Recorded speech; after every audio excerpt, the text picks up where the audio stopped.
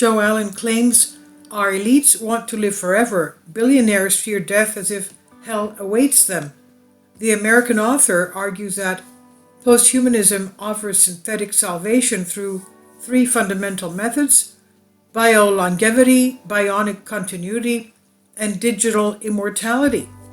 In a recent article, the American writer Joe Allen, an expert on transhumanism, begins his reflection by stating that believers overcome the fear of death thanks to their faith. For believers, the sacrament of death is a rite of passage, wrote Joe Allen. Instead, he explains, for the materialist, there is only this world, beyond which those who die meet complete annihilation. The brain dissolves into black nothingness. Consciousness stops with the big zero at the end of our life, and all sentient beings and all memories of our existence await the great zero at the end of the universe.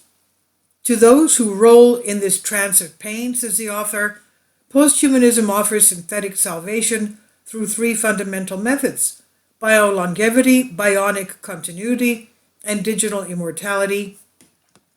Genomics will stop aging at the cellular level. Bionics will keep the body running with spare parts. And once artificial intelligence is sufficiently advanced, mental downloads will allow for eternal communion with the digital deities that technicians create, he said.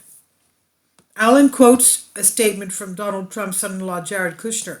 Quote, "I think there's a good chance that my generation will be either the first to live forever or the last to die." Allen comments, Kushner is not alone. Many of our gullible elites, from Wall Street to the World Economic Forum, have been trapped by a techno-religion. Its secular priests are the scientists and futurists behind radical gene therapies, brain-computer interfaces, and various life-recording devices.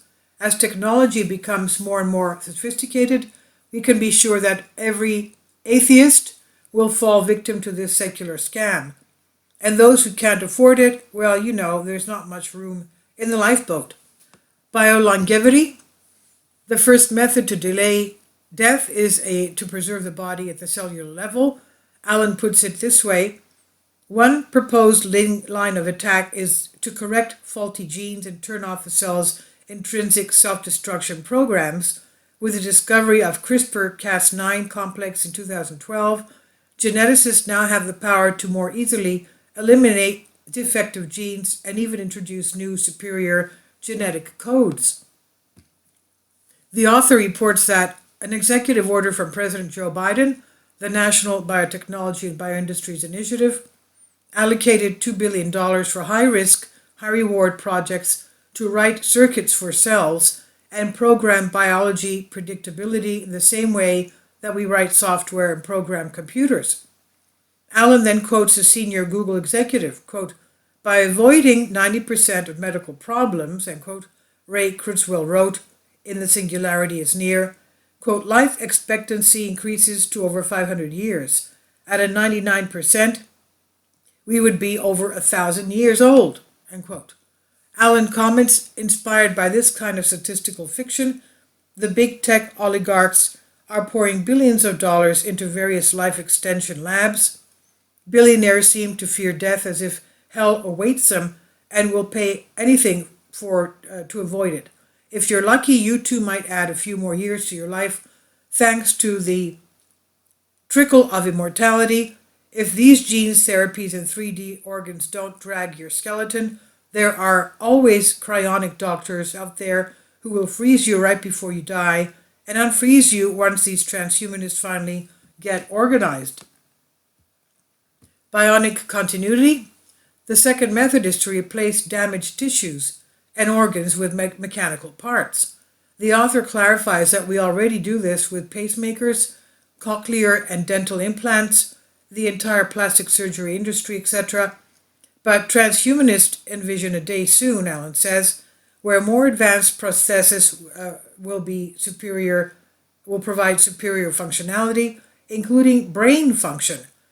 We'll have Swiss Army knives for fingers and flexible artificial genitalia, like today's transsexuals, but probably much better. Anyone who had prospects of immortality had better hope. As we race towards this 21st century nightmare, futurists say it will soon be possible to model the entire human brain, down to the last electrochemical thought pattern using artificial intelligence AI. The transhumanist guru Ruby Kurzweil predicts that this will be achieved by the year 2029. It's not clear whether this will be early in the year or just in time for Christmas.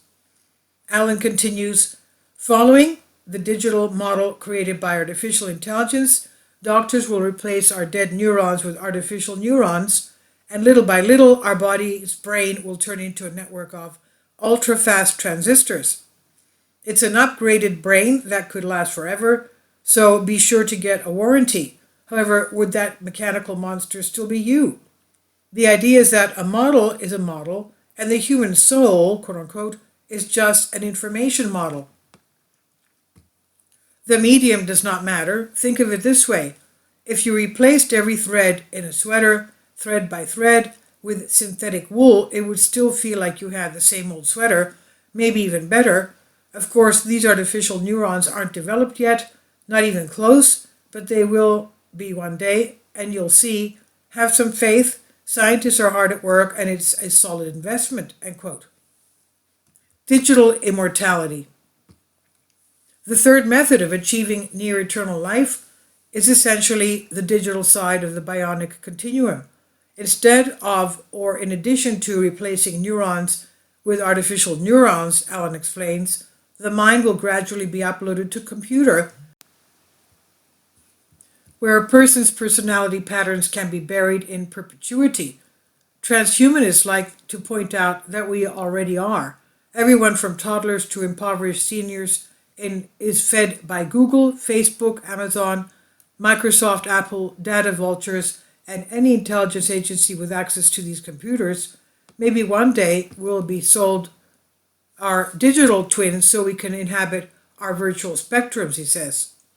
Allen again quotes Ray Kurzweil, today when our human hardware fails our life software, our personal mind file dies with it. However, this will no longer be the case when we have the means to store and restore the trillions of bytes of information represented in the blueprint we call our brain. Kurzweil believes that injectable nanorobots are the key to this charging process. These tiny robots will travel through the brain, mapping every neuron and every synapse, creating a perfect facsimile of the soul on a computer. In other words, Allen explains, with sufficiently detailed monitoring, our personal data can be processed by artificial intelligence to create a new, more silicon-resistant soul, quote unquote. After being baptized in electromagnetic waves, you will become your own digital ghost, forever floating among the angels of artificial intelligence. Allen argues that humanity consists of three main elements: the spiritual, the biological, and the technological. At best, he says, we are eternal souls preserved as relics in bodies with extremely powerful tools in our hands. At worst, we are clumsy monkeys at the machine. As the materialistic worldview erodes our spiritual awareness, we're left with only mortal bodies. When God is dead, technology is exalted as the highest power, holding out the promise of free Wi-Fi and synthetic salvation.